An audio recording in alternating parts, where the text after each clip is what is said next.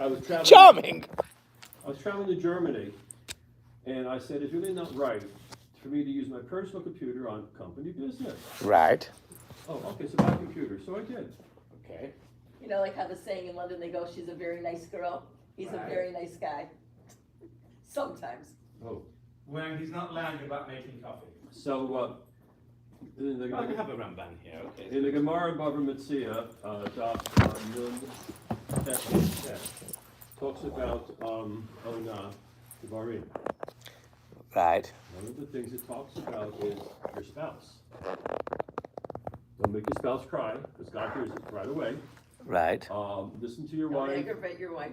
Listen to your wife. Right. In household matters. And there was something else that I forgot. But yeah, that's where we are right now, my friend. Drink your coffee. I will. That's where we are. Okay, we still have a couple of minutes. So when did you get back? Last Thursday night. Oh, great. Oh, so you went for a week about We went for a week, yeah. We went for a week. Got to see family and friends. Baruch Hashem, yeah. It's nice. You go. You have fun with your parents. They treat you like a child. Okay. I'm beginning to wonder what they did with you. What? I told you. My mother thought I was crazy, and I rode my motorcycle. Don't forget we are on live thing, Okay. so you know. Yeah, no. Nobody's on at the moment, but we are on live. Everything is an experience. Oh, I meant to put it on Facebook. I keep forgetting every week to put the link on Facebook too. I used to do Facebook Live, Yes. but I used to have two devices, and there was. It's I have a question for you. Do Carol and Ellie and all them still come here? No. No. That's strange. Yeah. Sharon, it is what it is. People come and go, as you Yeah. know well. No, because they were very involved. Listen, thanks to Sharon. Sharon, respectfully, Yeah. the old 50s song. Which is? You talk too much, you worry me too much. You talk too much, you even worry my life. You just talk. Yeah. Oh, I put the do not disturb on, so I won't see. You got your phone? You'll see when the link goes out. I shall do so. I shall do so. So we like to have it sent out when it is live. So you click on it straight away, and there it is. Oh no, it did come through on mine. Yes, Yeah, it just- stream it live now. Right, okay. So the first 3 minutes, I'll chop off the first 3 minutes, because when you go into the YouTube, you can Yes. chop off the Rabbi first 3 Fast minutes. is starting now. Stream it live from our website. Yeah. Yeah. Okay, so haven't had to share for a few weeks. So yeah, and next week Miss Hashem will have a share. So I wanted to. Okay, good. So technically it's Parshas Bo this week, of course, and Parshas Bo you have the final 3 of the 10 plagues, which then gives you an excuse to talk about the plagues in general, because we still have the plagues, right? And then of course you have the first mitzvah, or mitzvos, in the Torah. This is where Rashi, the very first Rashi in the Torah, exactly, said, where should the Torah have started from? Should have started from HaChodesh Hazeh Lochem, right? That's the first mitzvah.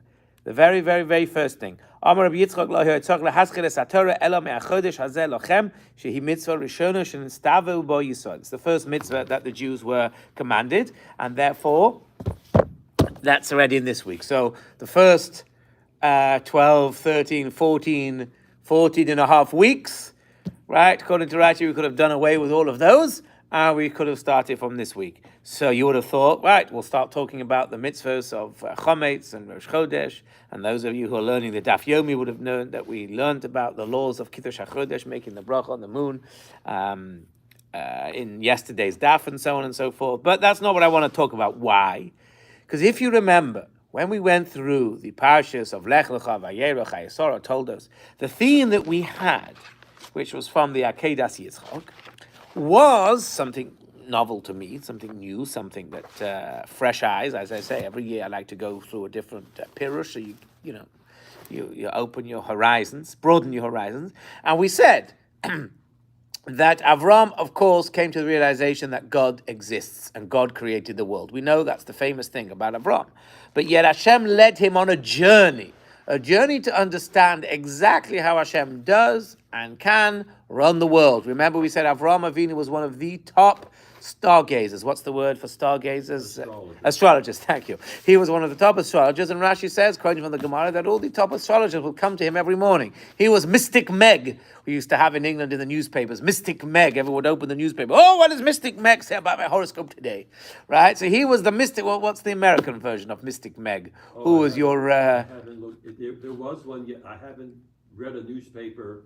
Okay, well, you get the idea. So Avram Avinu, remember, was the astrologer that everyone would come to. So he believed in astrology, and we spoke a little bit about that. Not that I understand it at all, that the astrology is something that is the barrier between the metaphysical world, godliness, and all stuff, which is not physical. It's not physical like we are. And obviously down here, we are all physical. So when things emanate from God, they go from a metaphysical into a physical. There's obviously a changeover when it comes into the, and that is the astrology. You could read, right? It mirrors exactly what I'm talking about. I don't really know. So if I don't really understand it myself, I don't really have much of a hope of teaching it to other people. But I think you get the basic idea that somehow, right? Same when you talk about the shamas and all this sort of stuff, it's very hard to really, to understand what these things mean because we're limited by our human knowledge and understanding.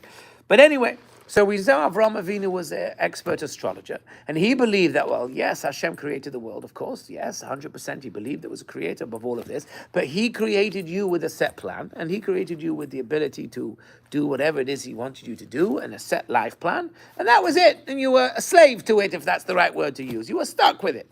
And Hashem put him on this journey to teach him, no, I can change things. And the biggest head up was when he said, how can I have any children? And Hashem said, go, he said, look at the stars, can you count the stars?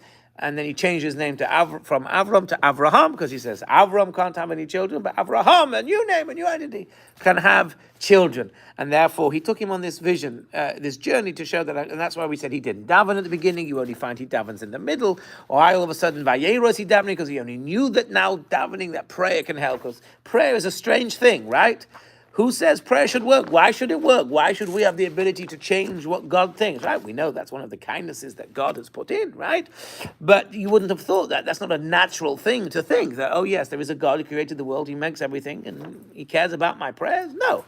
So therefore, he had to be taught that, he had to learn that, and going through the famines, God can save him, God can make him riches, and so on and so forth. And that was the journey we went through, right? We went through the stories, we went through all the different names of God, that they saw different names of God at different times and so on. So then we now come to the plagues, we come to Pharaoh, and the exact same ideas are mirrored with how Pharaoh responds, how Moshe responds, how Hashem responds, and what the point of the Makos and the plagues are. So much so that I was thinking, and I don't know if this is MS or not, so it's my own thought. I hope it's MS. I hope it's true. I'll say it now rather than at the end. We all know, and this comes from the Gemara, so I couldn't say such a thing about Avram Avinu, but the Mefarshim say Avram Avinu made a mistake and was punished when he said at the Bris Bein Abbasim, "Bama eidaki irashena." God, how will I know? Bama eidaki irashena. How will I know that we will indeed inherit the land of Israel, my children, my great grandchildren? How will I know? And the Gemara says he was punished. He should have believed in Hashem. And Hashem said, okay, I'm punishing you now. Your children will go down to Mitzrayim and they'll be enslaved for 400 years. That's what it says. So that's something, obviously, that the Gemara says and the Chazal say. So that's something, obviously, that's true. I was thinking that maybe it's not so much of a punishment. Maybe that's not the idea. Maybe having gone through this, and I appreciate it a bit more, maybe it's God realizing they don't yet quite get it. In that sense, and therefore I have to give them another show. Just like Abraham went through 10 trials, you're going to have to go through the slavery, and then I'm going to have 10 Makos. I tried to see if I could get all the Makos to line up with the 10 trials. I couldn't, not yet. Anyway, that would be an amazing thing if I could. Maybe we could, who knows? But think about it a bit. Maybe thrown into the fire as blood, blood as fire. I don't know. But certainly in the idea of things, and therefore maybe that's the omek, the depth of why Hashem says, okay, you have to go down to Mitzrayim, because you still have to believe that God has control over everything. So Pharaoh, just to step back a minute, Pharaoh did believe in God, right? He believed in God. Look at Yosef. Yosef said to him, when he came to the dreams already, right? A few weeks ago, Parsha Pears. He says, Bilodai, he says, Elohim, Yana Eshalom Paro. Elohim will answer the dream of Paro. Elohim is an idea of God's using, yes, justice. What does it mean by justice? It means God runs things out there, the way he programmed the world to run without changing. He programmed the sunrise in the morning, he programmed the moon, all that stuff. He programmed how people behave. All those things are programmed, and that's the name Elohim. The name Elohim, the gematria, the numerical value of Elohim is 86. Aleph is 1, Lamed is 30, 31. Hey is 5, 36. Right? Yud is 10, 46. Mem is 40, 46, and 40 is 86. Right? The gematria is 86. What also is the gematria of 86? Ha-teva, which is what's the word? It's just gone out of my head. You mean the ark? No, the teva, not teva, nature. Sorry, nature. Thank you. Just went out of my head. Ha-teva nature. Ha, hey, 5, right? Tes, 9. So 9 and 5 is 14. Vase 2, 16. And then ayin is 70. 17, 16 is 86. So you see from there, because gematria can often refer to things, that Elohim refers to ha-teva. That Elohim's name is through teva. So when Yosef was interpreting the dream, he says, Elohim Yaneh Shalom Paro. Whatever God has put in the teva for your dream, that's how it's going to happen. That's what's all been ordained, and you can't change it. So Elohim Yaneh Shalom Paro. So then Hashem comes, Moshe Rabbeinu comes to Paro in the middle of last week's Parsha. And what does Yosef? What does Moshe say to Paro? He says like this. Right. Vayomru el Paro. Koi Amar Hashem. Yod Kei Vov Kei. Says Hashem Elokei Yisrael, who's also the Elokei Yisrael. Hashem. Shalach es ami v'yichol gili b'amiba. Send out the people and they'll rejoice to me in the desert. What does he say? Vayomer Paro mi Hashem. Who is Hashem? So on the face of it, it's just like semantics. It's words. You say, God, I don't know God. Let me look in this book. You see God? No, I don't see him, right? We see all these other funny gods. Who's this Hashem? Yod Kei Vav Kei Havaya. I don't see him. I don't know. But there's a lot more going on in here. Paro said to me, wait a minute. I recognize Elohim. I recognize Hateva. I recognize that God can run things going around in nature. But to serve a God, going out in the desert to serve a God, send out my people, why should I listen? What is this name of Yod Kei Vav Kei? So basically, Havaya represents mercy, right? The Yud Gimel Midas start with Hashem, Hashem, Kerachum V'Chanun, and Yud Kei Vav Kei is supposed to be a name of mercy.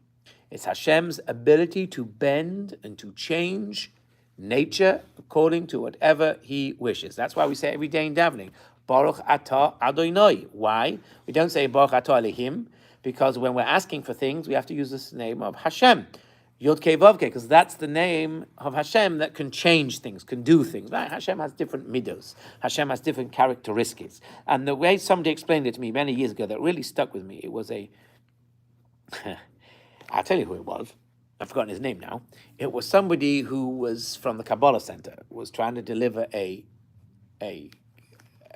Zohar set. Anyway, so I asked him this question, right? And I remember it was very strange because he went to the bathroom, he had a drink, he didn't make any brachos. Didn't care about that, but that's another point anyway. And so I asked him about this idea of Kabbalistic different. So he said like this, he said, take a man, he said, you, right? He said, you're a father, okay? But you're also a son, and you're also a brother, and you're also a friend, a good friend, you're also a rabbi. Are you the same person? Yes, I'm the same person. It's all one person, but I have different names, and I behave differently, or different roles, and I behave differently in all of those roles. So as a father, I behave in one way. Then when I put the role of a son, especially when I went to my parents, you behave in a different way. When you put your role as a rabbi, you behave in a different way. Still you. It's the same you that is behaving with your children as a father. It's still the same you that's behaving as a rabbi who's then behaving as a friend. And you could also say, you also could be an enemy, right? You behave differently to an enemy. So you said that's what it means when we say the different attributes of God. It's the same God, but he runs or chooses the relationship or how he reacts in that relationship based on what his relationship is. So we have a relationship to God as children, He loves us, so he reacts to us in that way. Sometimes he reacts with strict mercy as a judge, right? Avinu, Malkeinu, our Father, our judge. So it's the same God. It's the same Hashem. But he's just acting through different hats. When he's the father, he acts as a father, right? We all know that's basically what it is. So that's why Pharaoh said, I don't know this Hashem. The fact that Hashem, this Elohim fellow, can change nature, no, I don't believe in that. Nonsense. He believed in witchcraft, he believed in wizardry and all that hocus pocus. Nature also. Not necessarily. Well, yeah, but from his Because according to many Pshatim, it wasn't real. When it says they turned into snakes, it wasn't really a snake. But in his mind, it was. Because he didn't see past They had him the believing. obvious. They get him believing. Who had him believing? At the end. In the end, yes, that's what we're going to go through, yeah. My point is simply that Paro and many other people in the world only see as far as the surface of Right. what they see. Right.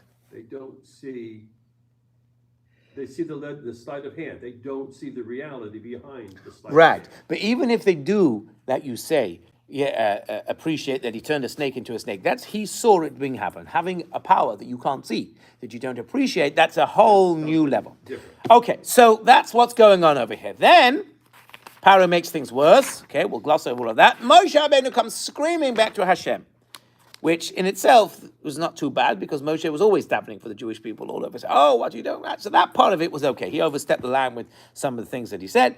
What did Hashem say? Vaydaber Elohim el Moshe. First, he said, right, you don't believe in, you're saying now I'm not running it. Elohim. All of a sudden, Elohim. Vayom Elov ani Adonai. I'm Hashem. I'm still that same God. It's the same one. That's why we say Shema Yisrael. Adonai Eloheinu. Adonai Echad. Don't think there's two gods. There's the Hashem and the Elohim. There's the justice. There's the kindness. Hashem Echad. It's one name. And that's why we say, Bayomahu Yi Hashem Echad Shmoi Echad. We wait to the day of Mashiach where Bayomahu Yi Hashem Echad Shmoi Echad.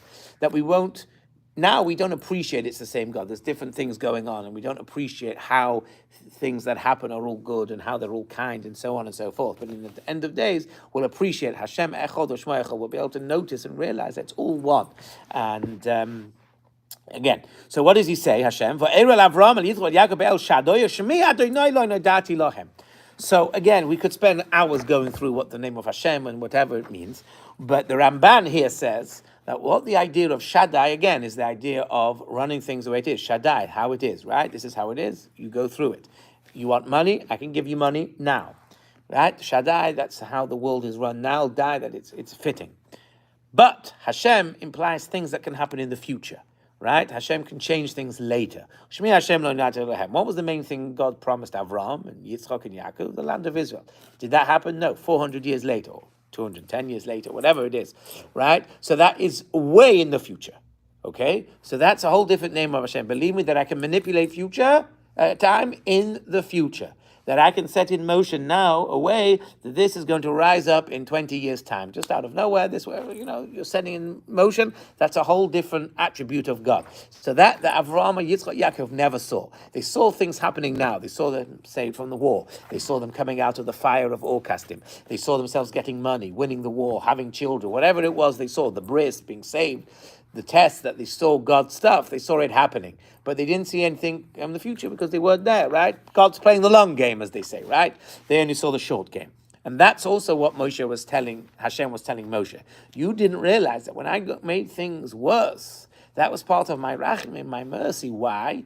Because I was making it worse and harder, so therefore we could leave earlier. We could leave quicker. Instead of waiting 400 years, we're doing it in 210 years, whatever. So that's what's going on. There's so much here with names of Hashem and attributes of Hashem that's going on the same way as what happened with Avraham, Yitzchak, and Yaakov is the same as what's now happening between Pharaoh and Moshe. And maybe that's why Hashem said, oh, by the Bris Bein Abasarim, you're going to have to go to Mitzrayim. We're going to have to do this all over again on a grand scale. If Avraham, if it's not quite got it in within you, if it's not quite ingrained within you yet, that even in the future it can happen, we've got to go through something on a grand scale.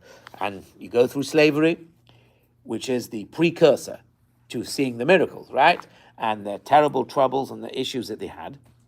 And then we come to the makos, the plagues, okay? What's the point of the plagues? So I know Maka means plagues and so on and so forth, right? But plagues implies punishment, right? I'm sending a plague to punish people. And that's certainly part of it, right? Punishment for the Egyptians, no question. But there's so much more going on in the plagues. They were an awakening, right? What does Hashem say? That you will see my hand, my wonders, Mofsim, how I can change the world through the Makos. The problem is, the Egyptians couldn't necessarily appreciate it because they're going through the troubles and the difficulties, and therefore they don't have the wherewithal, the menuchas hanefesh, to be able to understand what's going on. So the first thing Hashem says is right. So there's so much to do with the Nile and the water, that they worship the water, Pharaoh worship the water. God always tries to start with the things that people think are gods, but something else to do with water turning into blood. I did mean to check up what is the molecular numbers and names for blood. But anyway, water I know is H2O, okay? Blood is a combination of so many things. Okay, all right. You don't want to go there. I don't want to go there. Okay, says the scientist. So basically, what's the first thing Hashem is trying to say? You think this is a table. You think this is a chair. That's what you think. You think a table will always be a table. You will think a chair will always be a chair. Like the joke goes, when will a door not be a door? When it's a jar, right? So you make it a joke, but from Hashem's point of view, it could turn into a jar. Why is this a table? Because Hashem is telling you putting in every second that this is continuing with the molecular structure of a table. If Hashem wants to say, you know what, for 2 seconds, for 10 minutes, for a week, I'm going to turn this table into a chair, he can do that. And that's what he was trying to show with blood. You think this is water. This is H2O. You have the 2 molecules of hydrogen. You have oxygen, right? That makes water. That's what you think. No, it's only that way because I say so. If I want to change it into whatever is of the blood, which may be the idea of blood, as you said, it's mixed with so many things. It's not one thing. God is not changing the water to another liquid. That will be easy. No, he's mixing it with the biggest mix that there is, right? I'm taking everything, I'm mixing it all into one. I can mishmash the whole bria. I can mishmash the whole creation in seconds. Right? I can mishmash it all. So maybe that's the lesson here. Okay, so that was the first lesson. That I can change molecular structure. I have the ability to change what, when, and how. And you see many miracles over history, right? With the water and the oil and all these other miracles that they use, right? As the Gemara says, who says oil should burn? God commanded oil should burn. So the same God commanded oil to burn, can command water to burn. And that's why you had the miracle in Tanakh, and in the Gemara where they poured water in the candles instead of oil. Okay, next. So that was the first awakening. You don't know who I am to bend nature? I can change molecular structure. You think it's water? It's now blood. But it's not blood for everybody. It could be blood for you, water for him, blood for you. Blood for him, water for you. Doesn't matter. I haven't completely changed it. It's not like, right, now it's completely blood. No, it's different depending on who's drinking it. I have complete control all over aspects of nature and molecular structure, right? The world is made up of molecular structure. That's the basics of, okay, I don't need to tell you, right? Atoms and molecules and ions, whatever, right? I can mess with molecular structure, okay? Whether the Egyptians knew about molecular structure or what, I'm not quite sure what they knew, but that's like the basics of physics. I can mess with that. That's the first thing. Okay. Next, Sphardea, frogs, or some people say they were the Nile crocodile. The crocodiles existed. They're real. They're there. And maybe they weren't new. Okay, the Gemara says that they hit them and more came out, which is, of course, is a greater miracle. But what God is trying to say is, I can now take things that don't normally appear here, right? These are normally in the sea. They're normally over there. They don't normally inhabit land. They certainly don't go in ovens. Certainly don't go in all these other places. I can show you. In bodily orifices, right? Right, exactly, yeah. I can take something that has its own life force, its own brain, its own will, and I can manipulate it, them all to come at the same time. All of them to come. That's the next makkah to show. Right? First is molecular structure, the basis and essence of life. I can change that. Next is even things with its own living, breathing blood. I can change that. I can completely control humans, animals, whatever. So that's the second part. Okay? Now, what happened in this makkah was also very interesting. Pharaoh got so overwhelmed with this, he wanted it to stop. So he called Moshe and they had this game. Moshe, from nowhere, says, Lamosai ate lecha. When should I daven? Is Moshe in control over here? The guy says, I'll kindle himself. You know, if you would have said it, you would have said, okay, I'll go and I'll ask God and we'll see what he says. Moshe's playing all of a sudden. He's having a game. Lamosai ate lecha. When? Yeah, tell me a time. And Pharaoh is going, tomorrow. You're desperately getting rid of this. You're hurting every second, and you're saying tomorrow. What's all that about? So again, they say because Pharaoh was trying to test out Hashem and Moshe. Okay, maybe he thought that Moshe knew with his stargazing, his astrology, that there was going to be frogs for X amount of time, and that now they were going to go. So of course he's going to say, yeah, I'll get rid of them now, and this was just the natural order. But if I give him a time in the future that he wasn't expecting, I threw him a curveball, right? He wasn't expecting that. He won't be able to do that. And he did. Because he proved, see, even with you playing games, I can still control nature. What was next? Lice. What was so special about lice is that the Khartoumim, the necromancers, couldn't do it. Because they couldn't get their shadim, their ghosts, their powers, their energies, to work on something so small. So after God changed the molecular structure, after he's controlling animals, now he's saying, see, I can even do things that you can't even do. I can get you so small things that you never thought you could do. Lice. If you look in the Farshim, the lice covered everywhere that you couldn't see the floor. That it was just complete lice everywhere, right? And so they say it was midah connected midah because the Egyptians wouldn't let the Jews bathe. And when you don't bathe, you get lice. And therefore, that was whatever. But it's also the idea that God was saying, even over the smallest creatures, even over the most minutiae things that you yourselves don't have power, I can have power. Then, Orov, mix. Now, we said God has power over the animals by the Sfardea. But Sfardea was what? One type of animal. Okay, so you're good with the frogs. You can speak frog language, right? You can croak. You have, great. But now, what about a mix of animals? All different types of animals. You can't do that. Oh, yes, I can. Orov, I have control over the animals, but not just one type of animal like Sfardea. I now have control over all the animals from all wherever they came, and they can come together. And that is what's so special about Orov. So God is trying to show, see, I can not just control one species, I can control all different species, different types of animals, they can all come. That's Orov. Then we have Dever. Now, what was so special about Dever is because Pharaoh, you'll notice, the Torah doesn't waste words, right? So the animals died. Okay, it died in a plague all at 1 second, which is also, Hashem could say, I can end life just like that, like he did with Makkos Bechoros. But yet, the Jewish animals didn't die, only the Egyptians' animals died. Now, we know there was no animals and sheep and stuff in Inner Egypt, whatever that's called, because we already know, because they hated the sheep, so they sent them to the land of Goshen. So the Jewish animals and the Egyptian animals were quite close to each other. Right? Where the Jewish people had animals from, I'm still not quite sure. If there were slaves and so on and so forth, where did they have animals? Okay. Right. Okay. So where did they have these animals? How do they have these animals? Maybe that's the point, that part of their slavery was being shepherds because Egyptians couldn't have their animals, so therefore, I don't know, maybe the Jews acquired it somehow that way as they were tending to the... Anyway, so God was saying, not only do I have control, I can now control this, yes, this, no. 3 of these animals together, Egyptian, dead.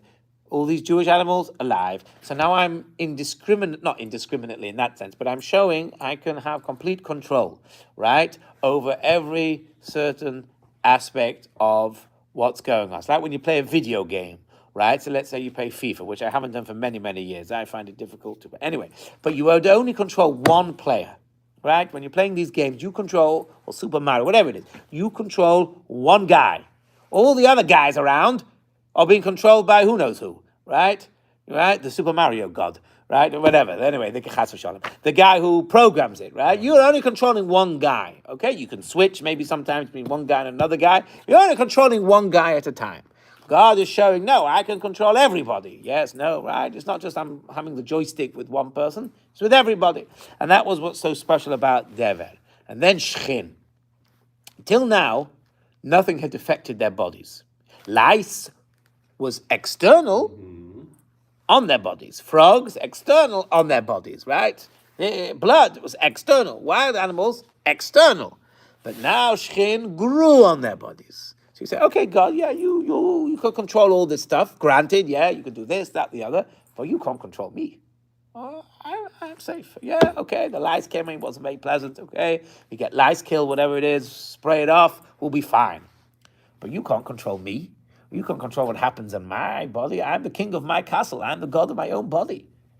God said, not so fast. Boils, right? Little tiny boils, so many of them. Little tiny things can become so painful, right? Little tiny boils. I can control every one of you people, even little tiny aspects of boils, the way boils grow and their growths and they come out and all that stuff, right? We don't need to gross everybody out. You get the idea. God is saying, right, I have complete control over your bodies. Your bodies are mine. You may think they're yours, and I let you use them, and I let you think that you can get away with doing what you want sometimes, but your bodies are mine. So God, yes, there are plagues, and it's painful, and it's punishment, but he's trying to show and exercise his immense control that God has over the world. Then, of course, we have borod. What was so special about borod? Fire and water. Fire and water usually do not mix in that sense, right? They're not friends, right? Water puts out the fire, or the fire heats up the water and evaporates it, whatever, right? They don't usually coexist very well at all. But here we had the fire and the water coexisting. So God, a bit similar to what happened with the water changing into blood, God is saying, I have such control, not to change the molecular structure, no, but I'm keeping the molecular structure. Causing it to coexist. But the rules that usually would cause issues between two different types of whatever, I'm going to suspend those rules. So you're going to keep your molecular structure, but the rules that would normally imply that this would infuse, this would explode, this would whatever, I'm going to suspend that. So keep as you are and coexist. That's a greater demonstration of God's power. A greater demonstration of what God can do, how he can control, how he is in control of what's going on. And now you also understand why Yetzias Mitzrayim is so special in our religion. Why we have Yetzias Mitzrayim on a par with Maaseh Bereshis, right? Kiddush, we say Zeichel Yetzias Mitzrayim and Maaseh Bereshis. We thank God we acknowledge God created the world, but that could have been a one-off event, boo-hoo, goodbye. Yetzias Mitzrayim shows that God, no, he's still here. He has the ability to control absolutely everything involved in every single aspect. Then we get to the last three makos now in this week's Parsha. Now, what is different about the makos in this week's Parsha? Or should I say, what happened at the end of last week's Parsha that changed things? And what happened was, Pharaoh finally realized. What did he say? After the seventh Makkah, he realized, he said, Ani, what did he say? Give me a second. Let's read it inside. He said, I have sinned. I acknowledge. I appreciate God is wrong. What's the next word he says? Adonai Hatzadik. Yudke Vavke. No more Lekim. Now I understand that Hashem, the Yudke Vavke, the ability to control, to manipulate. Now I understand Hatzadik. He's righteous. He can do it. He's right. Vani vami havashoim. Hatiru al Adonai. Daven to the Yudke Vavke that can change things and tell him to change it. V'rav miyos koles Elohim uvorod. And the Elohim, the Midas Adin, get him to change that. So that's the difference. Now he realized. He's no longer innocent anymore. Not that he was innocent before, but now he had the appreciation after 7 makos. I appreciate, I realize, I understand. And now he reneged again. Okay? Yes, granted, God was the one who Vayechazak Dev Paro, he's the one who helped harden his heart. But he reneged. So now, wait a minute. The first ones, you may have had an excuse. Well, I didn't know, I didn't realize. Now you know. You've admitted you know. You have come to the realization that God exists, yet, and can manipulate every aspect of nature. But you've refused to budge. You've refused to let the Jews go. You've refused to do what he did. So now, we go on to the next stage of Makos. And that is, of course, Arbe, the locust. Now Hashem is saying, okay, so you think I can manipulate nature and shit, but you know what's the expression? I had the expression before. That when people see tragedies and everything going on, yes, it affects them, but until it affects you personally, until it's, then it's not so bad. So you know what? I still got my food. I have our food. We have our water. We're good. right? Okay, so frogs, we can cope with that a bit. Hailstones, okay, we stand in the house or this, whatever. We can circumvent it, but all of a sudden, Arba, Hashem says, okay, now let's up the ante. Let's up the stakes, and now no more food. Gone, goodbye. They allowed a few things to survive. What is it? What was it? Barley Right, early, right. the wheat ripens later. Right. So the barley was The chit on the kusemes, the spelt and wheat, all of a sudden, okay, I got my food, we'll be good, we'll just write this out, we'll be fine. Oh, no, Arba comes, and now you've nothing. Now you're literally starving. Now you have nothing to eat, you're stuck. So now, whoops, what do we do now? So again, he calls back Moshe v'Aaron, and this time he says, well, maybe you should go, and tries to negotiate. And in the end, he says, no, it's why do you need the kids, and so on and so forth. They make noise in shul, right? They just drive everybody crazy, leave those behind. And then he goes. Now, after that becomes, Hashem says, okay, for my last trick, or my penultimate trick, is choshech. Now, let's think about choshech and how it happened. We know that choshech doesn't mean the sun hid. It doesn't mean Hashem took away the sun. Why? How do we know this? Because it says very clearly, for all the Jews, there was light. What light was that light? The light of the sun. So the sun was shining. And then the Rabbeinu Bechai says, what's the expression when the plague came? It says, give me a second, it says, Vihi choshech ala eretz Mitzrayim. Let there be darkness on the land of Egypt, which means it was light. And all of a sudden now Hashem said, it's light, now let there be darkness, which means it happened during the day. The plague didn't start at night, it started during the day when it's light. We have such wonderful, who turned off the lights, right? It happened during the day. Vayhi choshech afela. All of a sudden there was darkness. So what is this now? You have light, darkness for here. More than that. The Gemara says that if a Jew walked into the houses of Goys, we know because they went around looking for the jewelry and stuff, the Jew would have light, and the Goy would, and the Mitzri would not. In other words, the sun was shining. You could see, and at night it was dark naturally, and the moon was out, so you had moonlight. It was naturally good. So what was Hashem demonstrating? Hashem was demonstrating, I make the sun. I make the sun rise, and I put in that the sun has its rays, comes in, and it lights up everywhere, right, as the sun does. But I still have the power to make you not see it, and to make you not see it, right? Even though it's still, the tevar is still there, right? I can play manipulation games, smoke and mirrors, right? Maybe quite literally smoke and mirrors, right? So even though the sun is shining, it's right there. The light is here. But I can refrain, I can stop you seeing it. I can stop you seeing it. Yeah, you see it, great. It works for you, but it doesn't work for you. So God is constantly showing how much it is. Yeah, and then, there's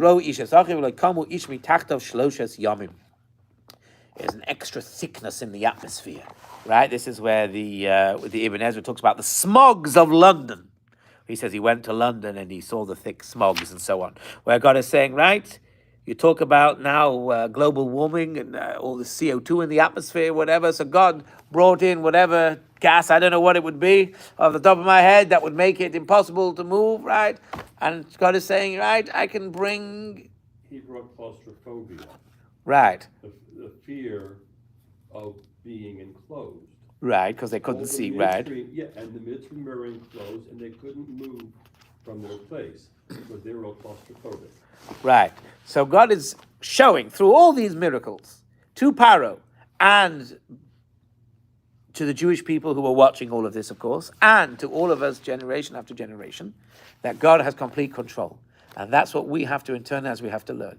How many miracles, how many mitzvahs rather, are Yitzias Mitzrayim? We put on our tefillin, remember Yitzias Mitzrayim. Pesach, of course, the whole thing is Yitzias Mitzrayim. Every day in Shema, we have to say every morning and every night. We have to say the Shema, we remember Yitzias Mitzrayim, right? We go into the sukkahs, everything is Yitzias Mitzrayim, everywhere. Kiddush Friday night, Yitzias Mitzrayim.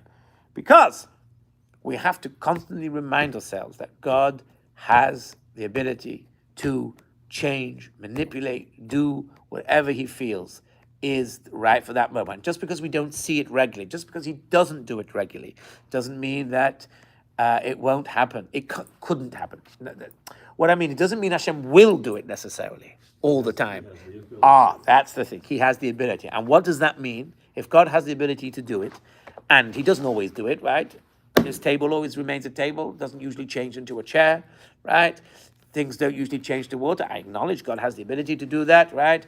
You pray. What does it mean that we acknowledge that God has the ability? It means we have the hope. We have the ability that never can we turn around and say, we are hopeless. Nothing can happen. And you see over this last 18 months, since October the 7th in particular, so many miracles of how things by nature should have been destroyed, should have been ruined, bombs that don't explode. You hear stories. I heard a story from a guy who came to one of the places and was saying that he was a paramedic, and they dropped a bomb, a friendly fire from the Israeli thing. They dropped a thing, it didn't explode. So the chances of that are 1 in something or other. It does happen apparently. So miracle.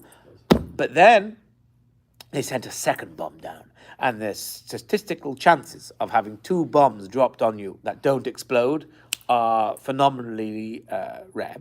And it happened to him. So that's a miracle. We know the miracles. You don't need me to tell you. But that's the lesson of this week's Parsha. The lesson is never lose hope. HaKadosh Baruch Hu can change things for personal level for people. Hashem can change things for other people. And we're talking about that Yetzias Mitzrayim is a forerunner, a precursor to the coming back of Mashiach. That's what they say. It's going to be similar. It's going to be plagues. It's going to be whatever, wonderments. Just like when we went out of Mitzrayim, I showed you miracles. So when coming back to Yerushalayim, we see miracles. Now we've seen loads of miracles already in all the wars and everything that we've had, right? But that's the idea. So we have the belief that yes, HaKadosh Baruch Hu, and things may seem bleak, how, what, where, who, wow. And, it doesn't matter when Hashem wants something to happen. And again, it doesn't matter what your political affiliation is. And I don't want to get into a debate about it. But you just see also with the political landscape, nobody would have thought 4 years ago, and when we brought in all this woke stuff and all this other stuff, that it could completely change again, right? Oh, I said a pshat. The beginning of Parsha Shemos, it said, Vayokam melech Chodosh asher lo yada es Yosef. He didn't know Yosef. So it says Rashi, some people say he really died, and some people say it was a new king. But either way, right? But either way, it says Lo mekayem gezeras Yosef. They didn't fulfill the edicts of Yosef. What does that mean? It's the same way we see now. Every time a new president seems to come in over the last few years, day one, I'm going to undo all the stuff the predecessor does. 4 years later, right? On day one, I'm going to do. So it's the same thing. Asher lo yada es Yosef, right? Oh yeah, Joseph Biden. Oh yeah, it's the same sort of thing. I didn't even think about that, right? So, Asher lo yada es Yosef. Everybody tries to undo what the previous guy's done. So you see that from the Torah, you see that from the Parsha. But we have to have that belief. And every week when we say Friday night davening and Kiddush, we say Zeichel Yetzias Mitzrayim. What are we saying? Zeichel Yetzias Mitzrayim, that I believe HaKadosh Baruch Hu can do what, when, and how. Hope is never lost. If Pharaoh, and think about it this way, Pharaoh was a Rasha, as we know, Aniva Miyoshami, self-proclaimed Rasha, right? He had all these plagues, but yet Hashem still listened to the prayers of Moshe to take away these plagues at times with him, right? So even somebody like Pharaoh had the opportunity to change. They had the opportunity to daven. Hope is never lost. Yes, people make mistakes and so on and so forth, but we have to realize that HaKadosh Baruch Hu is running the world. And if we make a mistake, what's that song? You played the song before, I get knocked down, but I get up again, right? Yeah. And the pasuk goes, Sheva Yipol Tzadik V'Kam.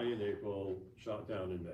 Right, Sheva Yipol Tzadik V'Kam. Sheva Yipol, you fall 7 times, Tzadik V'Kam, which literally translates as, tzaddik will fall 7 times and get up. But I translate it a bit differently. Sheva Yipol, you fall 7 times, tzaddik.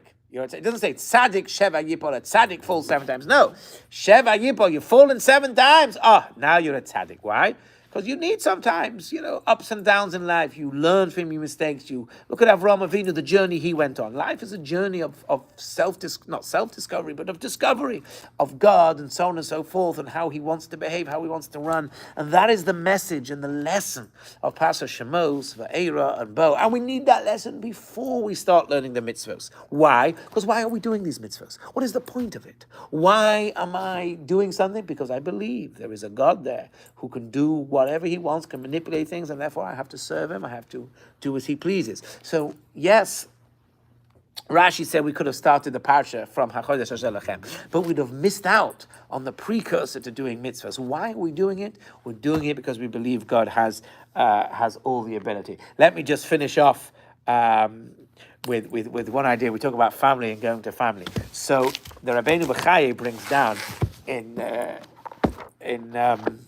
by the Korban Pesach, it says Lemishpachosechem, that you shecht it with your family, you eat it with your family. Now the main reason is because they weren't allowed to go out of the doors at night, right? Because they had to put the blood on the door and they had to stay in. They weren't allowed out. So, gather all your family together, you eat the Korban Pesach and so on, and, because you just can't go out. And also because you don't want to waste any of it, because it's a sacrificial korban. So therefore you got to make sure you eat everything. So, you've got to say, right, Gary, you usually eat X amount, so we'll put you down for 4 ounces. You eat much less? Well, you get the idea, right? So you got to make sure, right? You talk about things you need to do for Pesach, right? And then when the korban comes, right, we need to make sure we've accounted for every kazayas of this korban, right? Oh, you don't eat much. Okay, we'll give that. Right, you're a big eater. That's where one korban can be shared by more. Right, so the Mishpachosechem. But Rabbeinu B'chaye says the Torah is teaching you a lesson that on Yom Tov, one should be with their family. Yes. That Yom Tov is a time, every Yom Tov, not just Pesach, is a time of family. Let me see if I can find it. Give me a second. Read it inside. I thought I saw it. But anyway, so you eat it in your family because it's trying to tell you that it is a time of family. Yeah. Okay, so we'll leave it again. But there's so much to say in this week's parsha. The matzah, right? They ate the matzah first. What's the matzah? The doorpost. There's so much to do, but we will leave it there. I wish everybody a wonderful week, and we will see you in Mitzvah Hashem Friday night, Shabbos, and we've got a Friday night dinner coming up on the 7th of March. So look on our emails and look to book for that. I also just spoke to an author today who's written 4 books. He told me the outline of it, and it's fascinating. And he wants to come and do a program here, free of charge, or and so on. So I love those programs, right? Try to do stuff. So hopefully we'll have a couple of programs. I want to do the Jewish Partners in Jewish Life, slowly but surely. So I wish everybody a wonderful week. Okay, and then I have to put this straight onto public mode, right? Okay, are we sure we want to stop streaming? Yes.